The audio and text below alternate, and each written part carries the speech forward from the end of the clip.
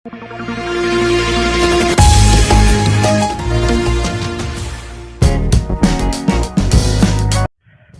आप देख रहे हैं जनमंच खबर हिंद मोर्चा का जॉइंट एडवेंचर, जिसमें हम अलग अलग विषयों पर परिचर्चा करते हैं और अलग अलग स्टोरी से आपको अवगत कराते हैं। सबसे बड़ी समस्या अगर नगर पंचायत और नगर पालिकाओं की देखें, महानगर पालिकाओं की देखें, तो वहाँ कूड़ों के बड़े बड़े अंबार हैं। सरकार की एक योजना जिसके अंतर्गत कूड़े को प्रोसेस करके उसको यूज़ के लायक बनाने के लिए अलग अलग डंपिंग यार्ड बनाए जा रहे हैं। उत्तर प्रदेश सरकार में अलग अलग नगर पंचायतों में, नगर पालिकाओं में डंपिंग यार्ड बनाकर जिसमें कि कूड़े को प्रोसेस किया जाए और उसको काम के लायक बनाया जाए, ताकि दो समस्याओं से मुक्ति मिल सके। पहली तो अनावश्यक कूड़ों का ढेर जो जगह जगह इकट्ठा हो रहा है उससे मुक्ति मिल जाए। दूसरा कि जो उससे निर्मित किया जा सकता है, कुछ लोगों के रोजगार बन सकते हैं और कुछ और भी नगर पंचायतों नगर पालिकाओं की आय में वृद्धि हो सकती है। वर्तमान समय में हम महाराजगंज जनपद के डंपिंग यार्ड में, जो नगर पालिका परिषद महाराजगंज का है, और चारों तरफ आप देख सकते हैं कि कूड़े के अंबार हैं और इन कूड़ों को अब धीरे धीरे प्रोसेस किया जा रहा है। लगातार 1-1.5 सालों से ये प्लांट तैयारी में था, अब धीरे धीरे मैनुअली काम करना शुरू कर चुका है। इसमें किस तरह का प्रोसेस होता है, किस तरह की मशीनें लगती हैं, क्या क्या प्रोसेस किया जाता है और यह कूड़े की वजह से और कूड़े से उत्पन्न होने वाली समस्याओं से कितना निजात दिलाएगा। इसके बाद सबसे बड़ी समस्या जो होगी कि इन सारे कूड़े को प्रोसेस करके कहाँ ले जाया जाएगा और इन कूड़ों से क्या क्या निर्मित किया जाएगा, क्या योजना है। अभी वर्तमान समय में यहाँ के इंचार्ज और इस पूरे प्लांट को चलाने वाले लोगों से भी हम आपका परिचय करवाएंगे और दिखाएंगे कि क्या क्या प्रोसेस किया जाएगा, क्या योजनाएं हैं। और शायद अगर आप अपने कूड़े को सही तरीके से छांट के सही तरीके से सही जगह पे डंप करें तो आपको भी इस पूरी योजना का लाभ मिल सकता है और आपको भी सड़क के किनारे इधर उधर कूड़े नहीं दिखेंगे।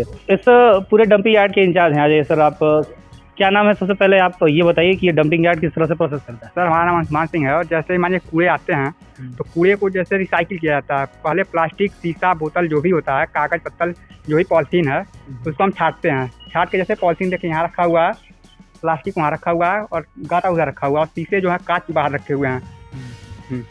तो ये जो मशीनें लगी हुई हैं, कौन कौन सी मशीनें हैं और किस तरह से काम करती हैं? सर, ये बेलिंग मशीन है। जैसे इसको ये क्या करेगा सर, इसमें प्लास्टिक जैसे क्या गलाएगा सर, गला कर इसको प्लास्टिक कर देगा ये जो पॉलिथीन है। और वो सर प्रेस मशीन है, तो प्रेस मशीन क्या करेगा, जो प्लास्टिक के वाटर है सर उसको प्रेस करके छोटा कर देगा, डब्बा बना देगा और बना देगा जी। और ये सर कटिंग मशीन है, कटर कर देगा, कटिंग करके छोटा छोटा बारीक कर देगा ये मशीन। तो छोटा छोटा करके बारीक करके मानी सप्लाई करिए। टोटल जो है प्लास्टिक वेस्ट मटेरियल को कम करने का। कागज जो कूड़े में आते हैं उसका क्या करता है? सर, कागज जो मानिए सप्लाई हो जाएगा, मानिए जो फैक्ट्री है फैक्ट्रियाँ ले लेंगी, फिर से फैक्ट्री मानिए यूज में आ जाएगा जो कागज है। और एक चीज़ और भी जो सबसे ज़्यादा दिक्कत है, मेडिकल के बहुत सारे सामान आप दिख रहे हैं कूड़े में आपके। प्लास्टिक के अलावा और सारे मेडिकल के वेस्टेज भी आते हैं। जी सर, वो भी मैंने क्या किया, छाट के रखवा दिया कोने पे सर। जी। और कई जगहों पे सबसे बड़ी समस्या है ना कि खाने पीने की सामान जो है, बाजार मंडी लगती है आपके महाराजगंज में, बड़ी बड़ी मंडी है, उनके जो वेस्ट मटेरियल आते हैं उसका क्या इस्तेमाल है? सर, उसको मैं कोने करवा रहा हूँ सर, वो सब खाद की प्रोसेसिंग में चल जाएंगे, वो खाद बन जाएंगे। अच्छा, वो खाद बनेंगे जी। तो ये सारे जो प्लास्टिक और ये सारी कुछ है, इनको कहाँ क्या योजना है आगे सप्लाई की, क्या व्यवस्था है? सर, इसको अब चेयरमैन साहब बताएंगे जैसे क्या होगा। ये सामने एक मशीन है, ये किस चीज़ की मशीन है? यही कटिंग करने के लिए, ये भी छोटी छोटी करेंगे प्लास्टिक जी। हम आपको प्रॉपर एक्सप्रेस कर देते हैं कि जो आपके गांव क्षेत्र से, जो भी आपके शहर से जो कूड़ा आता है उसको अलग अलग मटेरियल वाइज छांट लिया जाता है। प्लास्टिक अलग कर लिया जाता है, शीशा अलग कर लिया जाता है और जो जिस तरह की व्यवस्थाएं हैं उसको अलग अलग करके, और ये सारे कन्वेयर बेल्ट और सारी मशीनें जो हैं, ये मशीनें अभी काम में नहीं है। जैसे कि हमें जानकारी मिली कि अभी यहाँ बिजली कनेक्शन का अभाव है, ट्रांसफार्मर का अभाव है और जिस अभाव के कारण यह मैनुअल काम चल रहा है। तो यह उत्तर प्रदेश सरकार की यह एक कहें तो सार्थक प्रयास जो कूड़े से निजात दिलाने के लिए, क्योंकि किसी भी शहर में जाएंगे तो कूड़ों के लंबे लंबे पहाड़ आपको देखने को मिलते हैं। देखा जाए तो यह एक सार्थक प्रयास है और इसमें जितना प्रशासन मदद कर रहा है उतनी हमारी भी नैतिक जिम्मेदारी है कि जो हमारे घरों में 2 तरह के डब्बे रखे हुए हैं, गीले कूड़े को और सूखे कूड़े को अलग अलग करने की, उसको हम पहले से ही प्रोसेस करके रखें ताकि हमारे बीच के ही ये लोग जो इस समस्या से हमें निजात दिलाने में लगे हुए हैं, इनको कम से कम मेहनत करनी पड़े।